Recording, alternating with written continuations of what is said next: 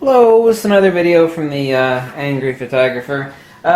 Before getting to this little video, I'd had some people that came over that are hardcore supporters of Fronos, and they actually said that they liked the content in my videos, but they thought that I should really step up the production value because my videos were really low budget, even though they were high content. So I just thought I would appease them and introduce some high production value into my videos. So here we go. Ta-da, this is the high production value introduction. Hello.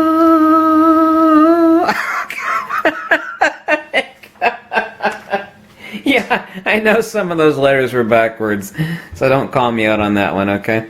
Now this is debatable, but it's actually my premise that this is the #1 novice gear mistake, and that most people get a Nikon lens. They're lazy. I mean, we have to admit it. We are getting lazy. Doesn't matter. We're talking about like fat Americans.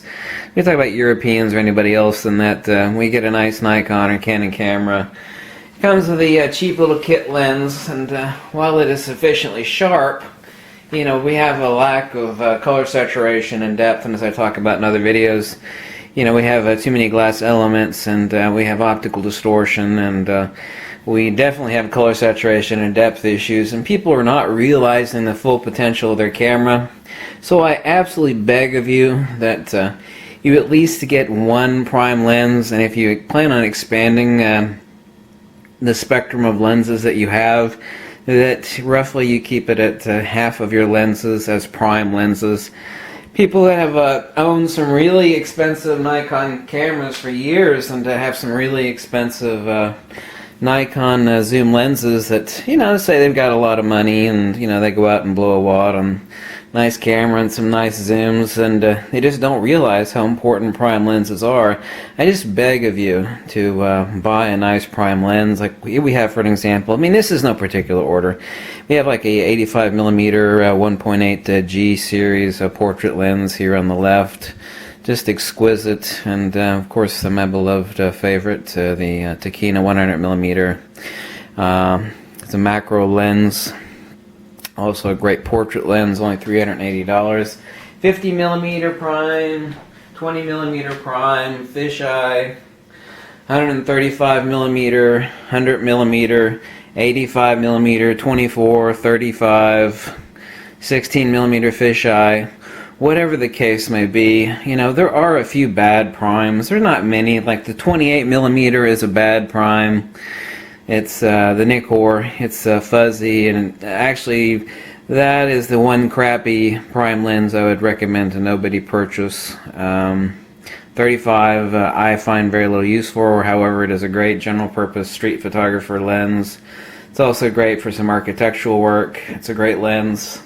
I could go down the list, but the point being is that, please, you know, I beg of you, if you have a Nikon camera and a couple zoom lenses, which is really generally the case of like 90%, if not more, of people that are amateurs or even advanced amateur photographers. That's all they've got, and it's like, well, this produces amazing results. I got a $3,000 DSLR.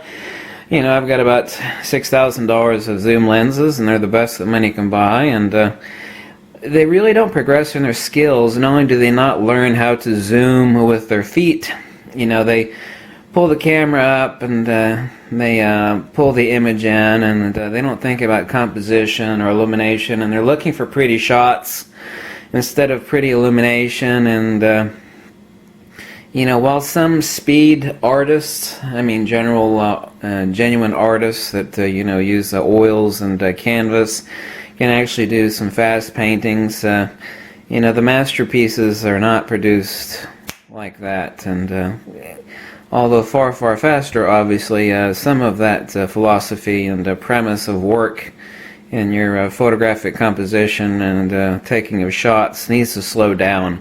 As is the case with any profession, speed comes with time, and some people think, well, that guy's shooting too fast. It's like, well, no, he has such an intuitive grasp for what he's doing. He's been doing it for decades, and you know, he can take off compositional shots like that. Well, I'm going to imitate the pro. It's like, well, you can, but you can't be doing what he's doing, because he's developed muscle memory and intuitive skills of what it is he needs to do to produce the absolute best shot. And you need to start crawling and you need to start walking before you can run.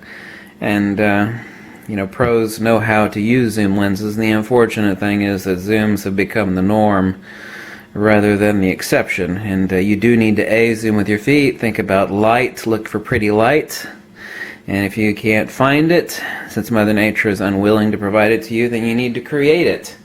Also, you need to zoom with your feet and think about composition and improve your photographs.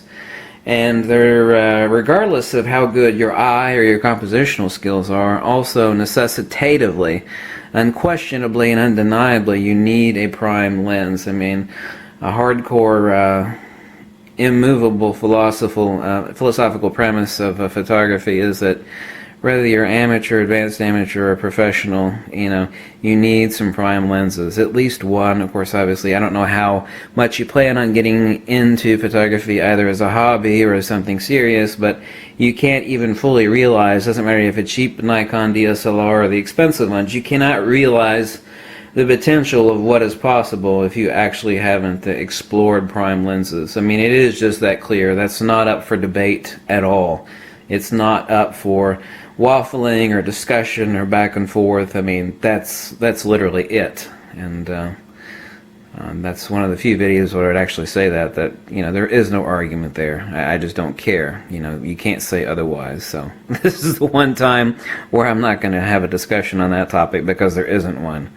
So please consider about getting some prime lenses. You know, if you can't afford one, or afford many, you know, just, you know, 50, 60 bucks towards a 50 millimeter, or, you know, if you have a DX camera and you can only afford like you want to buy new because you don't know how to judge lenses, you know, a 35 millimeter prime, f1.8G, you know, sharp, incredible lens. Just consider it. You know, it really can't be considered. I take that word back. I mean, it has to be done. If you plan on buying another lens, you can get a zoom or two. You know, if your next lens purchase isn't a prime, you say you're saving up for a wide zoom, which is perfectly logical and sensible. Your next lens after that, you know, should be dedicated towards at least, you know, $1,500 for a nice, cheap 50, 35 millimeter, etc., nice prime lens. So I drone on a little bit too much, but this point is actually very important. And thank you for watching. Okay.